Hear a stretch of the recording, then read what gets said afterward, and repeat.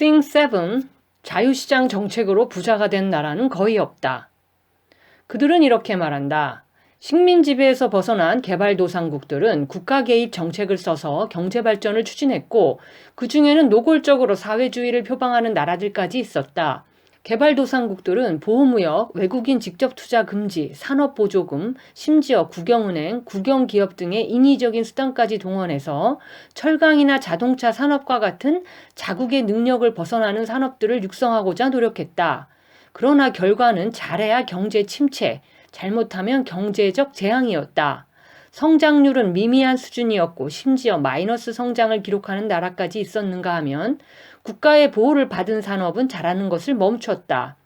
다행히도 대부분의 나라들이 1980년대 이후 정신을 차리고 자유시장 정책을 채택하기 시작했다. 일본을 제외한 모든 선진국들은 자유시장 정책, 특히 전 세계를 상대로 한 자유무역을 통해 부자가 되었기 때문이다. 최근 들어 이 정책을 더 적극적으로 취한 개발도상국일수록 더 좋은 성적을 올렸다. 이런 말은 하지 않는다. 통상적으로 알려진 바와는 정반대로 개발도상국들의 경제 실적은 국가 주도의 발전을 꾀하던 시절이 그 뒤를 이어 시장지향적인 개혁을 추진할 때보다 훨씬 나았다. 국가가 개입해서 그야말로 엄청난 실패로 끝난 경우도 없지는 않지만 이들 중 대부분은 국가 주도의 발전을 꾀하던 시절에 훨씬 더 빠른 성장과 비교적 고른 분배를 이루었고 금융위기도 훨씬 적었다. 게다가 대부분의 부자 나라들이 자유시장 정책 덕에 부자가 되었다는 말도 사실이 아니다. 진실은 오히려 그 반대에 가깝다. 영국과 미국을 포함하여 현재 잘 살고 있는 나라들은 모두 보호무역과 정부 보조 등을 통해 오늘의 선진국 반열에 오를 수 있었다. 이 보호무역주의, 정부 보조금 지원 등의 정책들이야말로 요즘 부자 나라들이 개발도상국들에게 하면 안 된다고 설파하는 것들인데도 말이다. 자유시장 정책을 써서 부자가 된 나라는 과거에도 거의 없었고 앞으로도 거의 없을 것이다. 이 글의 전개 순서는 다음과 같습니다. 다음은 어느 개발도상국의 프로필입니다. 10년 전까지도 엄격한 보호무역 정책을 사용해서 공산품 관세가 평균 30%를 웃돌았다. 최근 관세는 낮췄지만 여전히 가시적, 비가시적 무역 규제들이 많이 남아있다. 자본이 국경을 넘나드는 데에도 심한 제약이 따르고 국가가 운영하며 고도로 통제를 받는 은행들로 금융권이 이루어져 있으며 외국인에게는 금융자산 보유를 제한한다. 이 개발도상국은 어느 나라일까요? 이 개발도상국은 현재의 중국입니다. 중국은 이른바 성장이 해롭다고 간주되는 제도와 정책을 골라가며 채택해왔지만 지난 30년 사이 세계에서 가장 역동적이고 성공적인 경제 성장을 이루어냈습니다. 그럼 다음 개발도상국은 어느 나라일까요? 과거 수십 년 동안 세계에서 가장 강력하게 보호무역주의를 추진한 이 나라의 평균 공산품 관세율은 40 내지 55%에 달한다. 공공재정은 위태로운 상태인데 정부가 채무를 갚지 않은 전력까지 있어 외국인 투자자들은 마음을 놓지 못한다. 뿐만 아니라 외국인 투자자들을 심하게 차별한다. 지적 소유권의 보호는 구멍이 많은데 특히 외국인의 저작권은 아예 보호가 되지 않아 악명이 높다. 이 나라는 바로 1880년경의 미국입니다. 이 나라가 미국이라는 것을 누가 짐작이나 했겠습니까? 1880년대 미국 또한 당시 가장 빠르게 성장하는 나라 중에 하나로 세계 최부국으로 가는 길을 다지고 있었습니다.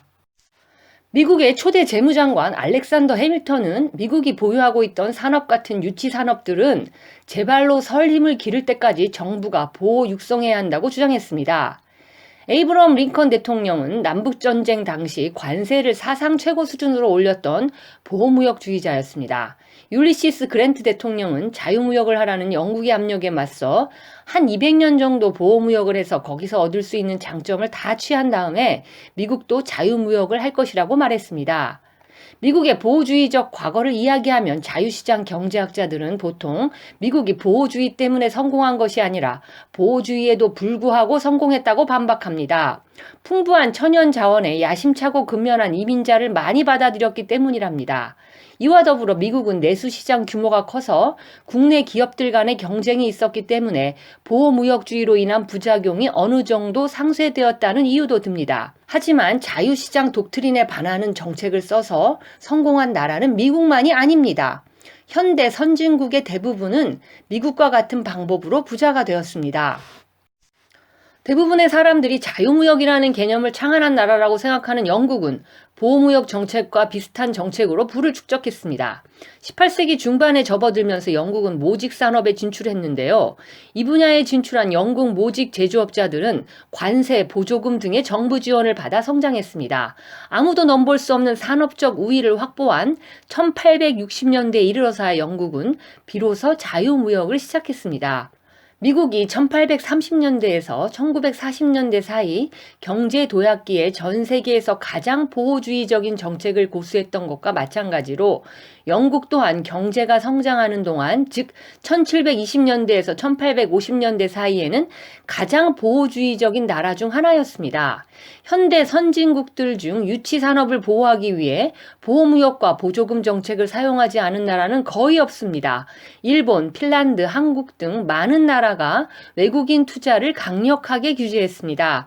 프랑스, 오스트리아, 핀란드, 싱가포르, 타이완 등 여러 나라들이 주요 산업을 육성하기 위해 국영기업을 세웠습니다. 현재 부자가 된 나라들 중에 외국인의 지적 소유권을 잘 보호해 주었던 나라도 별로 없습니다.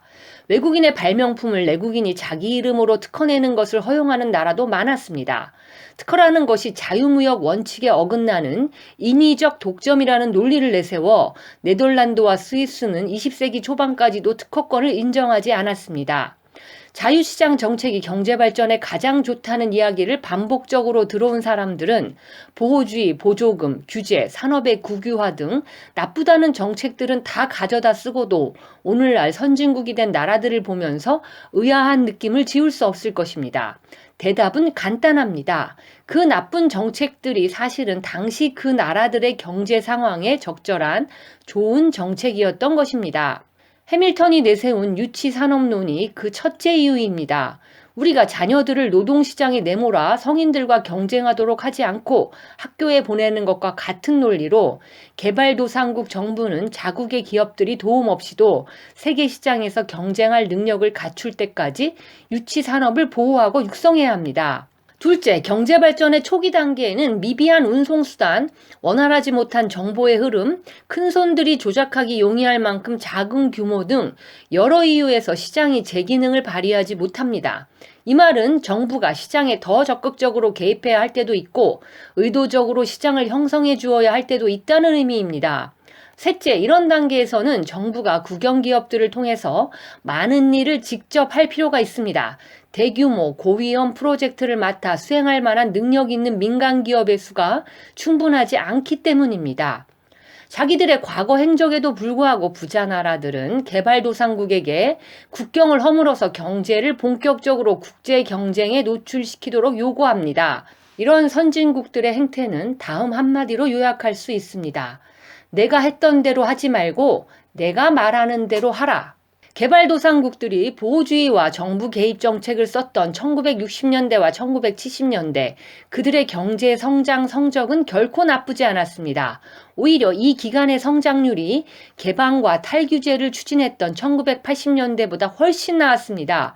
1980년대 이후 대부분의 개발도상국들은 심화된 불평등에 더해 극심한 경제 성장률 하락을 경험했습니다. 1960년대부터 1970년대 사이에 3%였던 개발도상국들의 1인당 국민소득 증가율은 자유시장 개혁이 더 많이 진행된 1980년부터 2000년 동안 1.7%로 떨어졌습니다. 2000년대에 들어서는 회복세를 타서 1980년부터 2009년 기간에 평균 성장률을 2.6%까지 끌어올렸습니다. 그러나 이 회복세는 주로 인도와 중국이라는 두 거대 경제권의 급속한 성장이 주된 원인이었습니다. 아이러니컬하게도 이 두 나라는 신자유주의 정책을 채택하지 않았습니다. 신자유주의 처방을 충실하게 따른 지역, 즉 라틴 아메리카와 사하라 이남 아프리카 지역은 과거 시절보다 훨씬 열등한 성장률을 보였습니다. 자유무역, 자유시장 정책은 제대로 작동한 적이 거의 없습니다. 대부분의 부자 나라들은 자신이 개발도상국이었을 때에는 그런 정책들을 사용하지 않았습니다. 지난 30년 동안 이 정책을 도입한 개발도상국들은 성장률 둔화와 수입 불균형 등의 부작용을 떠안아야 했습니다. 자유무역, 자유시장 정책을 사용해서 부자가 된 나라는 과거에도 거의 없었고 앞으로도 거의 없을 것입니다.